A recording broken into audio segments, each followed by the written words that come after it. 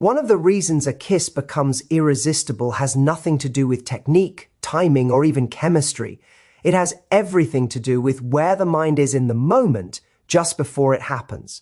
Most people approach intimate moments with their attention split, half in the present, half in anticipation. They're thinking about what this means, what comes next, or how they're being perceived. And that mental noise quietly dilutes the experience. The words we're talking about work because they bring attention home. They shift the moment from anticipation into presence. Psychologically, presence heightens sensation. When the mind stops racing ahead, the body becomes more sensitive.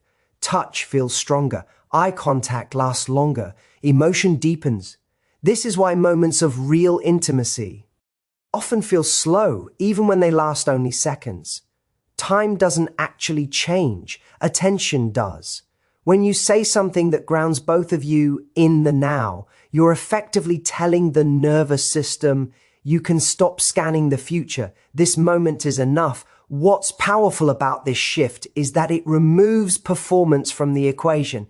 Anticipation is often loaded with self-consciousness. Am I doing this right? Is this the right moment? What will this lead to? Presence, by contrast, doesn't ask questions, it allows. And when you allow a moment to exist without trying to control it, it naturally becomes more charged. That's when a kiss stops feeling rushed or transactional and starts feeling intentional.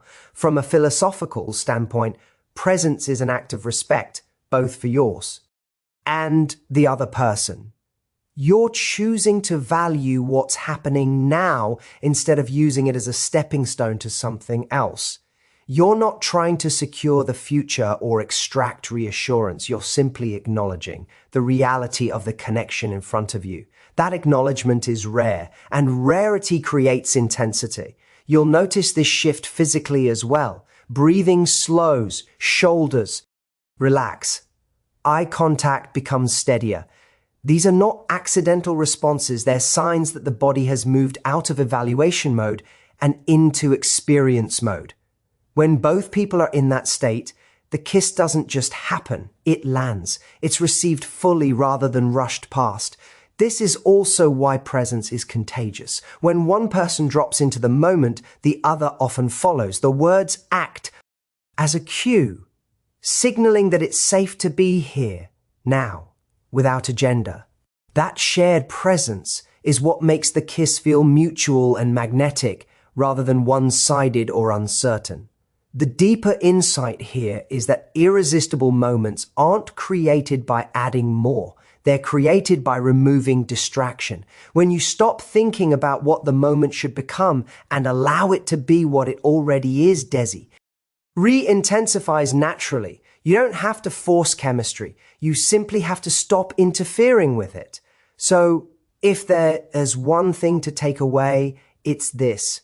When you anchor a moment in presence, you give it depth. And when a moment has depth, it doesn't need to be dramatic to be unforgettable. It just needs to be real, and real is always irresistible. When a kiss feels truly irresistible, it's rare. Because desire was pushed harder. It's because something else quietly disappeared, pressure. And the fastest way pressure disappears is when emotional safety enters the moment. The words we're talking about work because they subtly tell him, you're not being evaluated here. And that single message changes everything. Most romantic tension isn't created by attraction alone, but by uncertainty. Is this going somewhere? Am I expected to lead? Am I about to get this wrong? Those questions live just beneath the surface, especially for men who often feel an unspoken responsibility to initiate and perform. When that internal pressure is present, desire gets constrained. It can still exist, but it can't fully expand. Emotional safety removes the constraint. Psychologically, emotional safety allows the nervous system to relax. When someone feels safe, their body shifts out of defense mode and into connection mode. Breathing slows, attention sharpens, sensation deepens. This is why moments that feel safe also feel more intense. The paradox is that when pressure drops, desire doesn't fade. It grows. The words themselves matter less than the energy behind them. They're not asking for reassurance. They're not testing his interest. They're not subtly demanding a response. Instead, they communicate acceptance. And acceptance is powerful because it tells the other person they don't need to earn the moment. They're already allowed to be in it. From a philosophical perspective, emotional safety is what allows intimacy to be mutual rather than negotiated. When someone feels evaluated, they're constantly adjusting their behavior to meet expectations. But when they feel safe, they can show up as they are. That authenticity is what creates connection. You're not kissing a role, you're kissing a person. This is also why these words tend to land at exactly the right moment. Just before a kiss, tension is at its peak. The desire is there, but so is the vulnerability. That's when safe. Thank you matters most. When you introduce it right then, it doesn't interrupt desire. It focuses it. The moment becomes less about outcome and more about experience. You can often see the shift instantly. His posture softens. Eye contact steadies. There's a pause that feels intentional rather than awkward. That pause isn't hesitation, it's grounding. It's the moment where both people arrive fully and the kiss follows. It carries that sense of arrival with it. This is where many people misunderstand attraction. They think intensity comes from mystery or withholding. But mystery without safety creates anxiety, not connection. Safety doesn't remove mystery, it creates the space for it to be enjoyed rather than feared. When someone feels safe, they're more open to what's unfolding instead of racing against it. The deeper takeaway is this: irresistible moments aren't built on pressure, they're built on permission. Permission to be present. Permission to feel without consequence, permission to enjoy the moment without having to define it. When you offer that permission, you're not just making a kiss better, you're creating an experience that the body and mind will want to return to. So, as you think about connection, remember this: desire thrives where safety lives. And when you learn to bring safety into intimate moments, you don't have to push attraction. It rises to meet you. One of the most powerful reasons those words make a kiss feel irresistible is because they allow him to feel chosen without feeling chased. And that distinction is subtle, but it's everything. When someone feels chased, there's pressure attached to the moment. There's an implied demand, a sense that a decision or response is expected. But when someone feels chosen, the energy is completely different. It's calm, it's grounded, it's confident. And confidence is what gives desire room to breathe. Psychologically, feeling chosen activates attraction without triggering obligation. He doesn't feel respond. Irresistible for managing your emotions or steering the moment in a particular direction. Instead, he feels invited, and invitation is far more seductive than pursuit. It allows him to lean in freely rather than feeling pulled. That freedom is what makes the kiss feel natural instead of performative. This is where so many moments lose their magic. People confuse expressing desire with asking for validat. They turn what could be a shared experience into a test. Do you like me? Do you want this? Where is this going? But the words we're talking about don't ask questions. They make a statement. They say, this feels good to me, without requiring anything in return. That's emotional maturity. And it's incredibly attractive. From a philosophical perspective, choosing without chasing is an act of self-respect. You're not outsourcing your worth to someone else's reaction. You're standing firmly in your own experience and allowing the other person to meet you there if they choose. That posture communicates strength without aggression, desire without need, openness without pressure. You can feel this shift in the moment. There's less tension in the body. The atmosphere becomes lighter, not heavier. The kiss doesn't feel like a turning point that demands a future conversation. It feels like a moment that can exist on its own. And because it exists on its own, it becomes more memorable. This is also why the kiss stays with him afterward. He doesn't replay it with the question, what did this mean? Instead, he replays how it felt.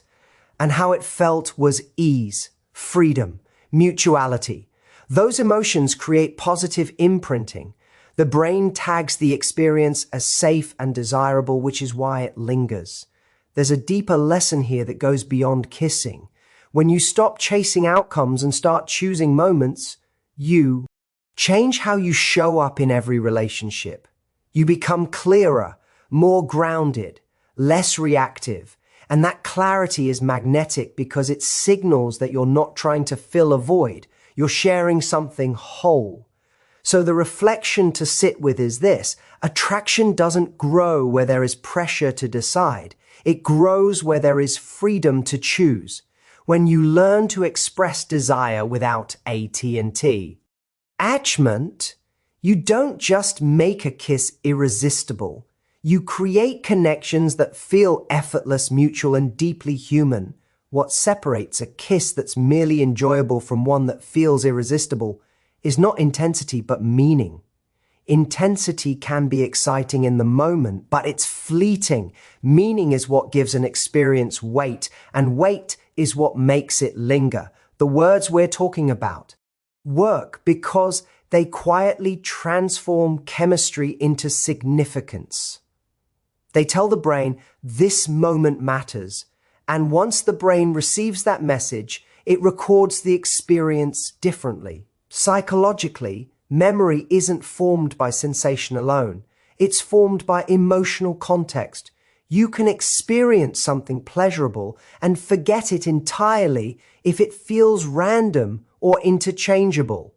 But when a moment, NT carries meaning, the brain tags it as important, attention sharpens, time seems to slow, the experience moves from the body into memory. This is why certain moments stay vivid years later, while others blur together, even if they felt intense at the time. Meaning enters a moment when intention becomes visible.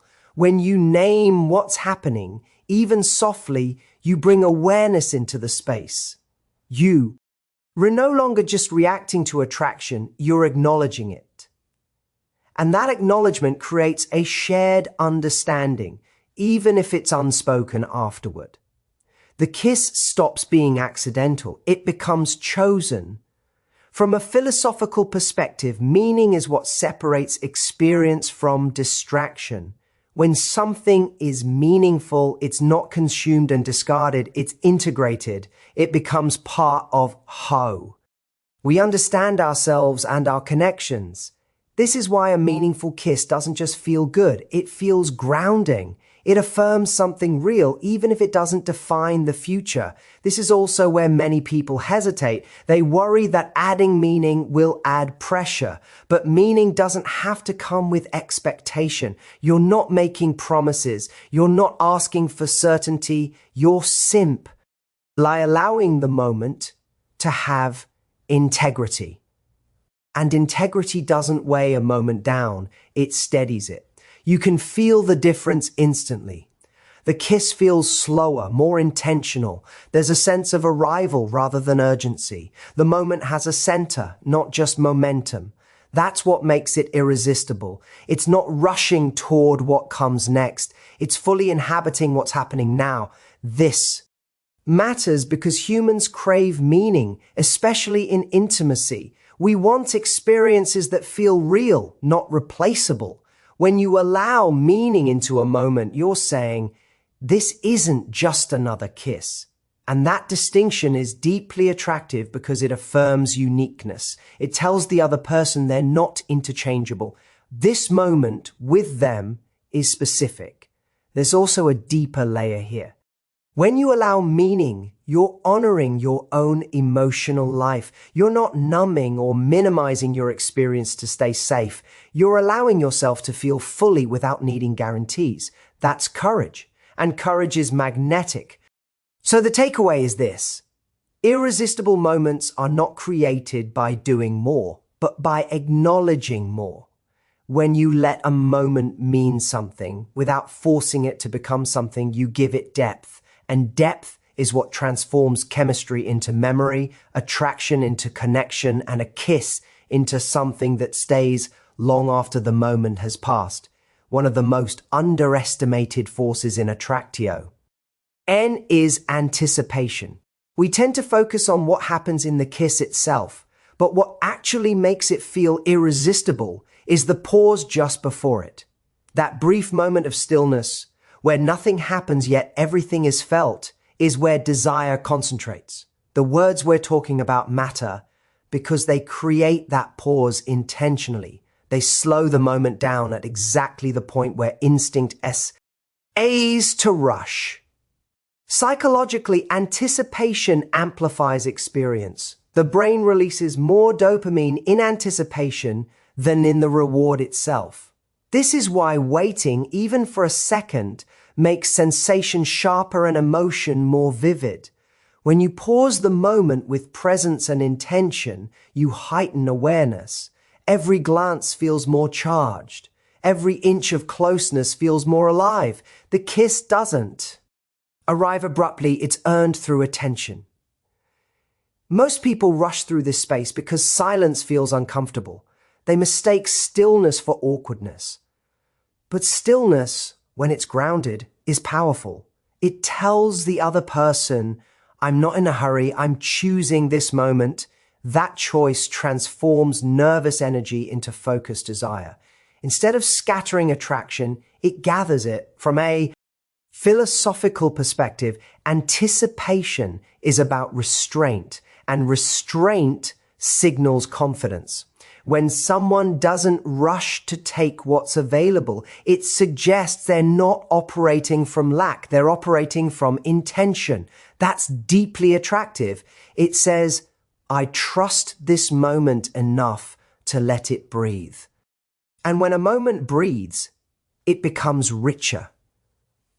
You'll feel this shift physically. The pause creates a subtle tension in the body. Not anxiety, but aliveness. Breathing slows, awareness sharpens, and the kiss that follows feels fuller because both people have arrived in it consciously. This is the difference between contact and connection. One happens automatically, the other happens deliberately. What's important here is that the pause doesn't kill momentum, it refines it. Desire doesn't disappear when you slow down, it deepens. The anticipation creates emotional layering. The kiss now carries not just attraction, but intention, presence, and choice. That layering is what makes it feel irresistible rather than forgettable. This also explains why people replay these moments afterward. The M. In doesn't just remember the kiss, it remembers the build-up. The quiet, the look, the feeling of being right on the edge of something meaningful. Anticipation stretches time in memory. A second can feel like a chapter. There's a broader lesson here that extends beyond intimacy. In a world that moves fast and rewards immediacy, slowing down becomes a form of power.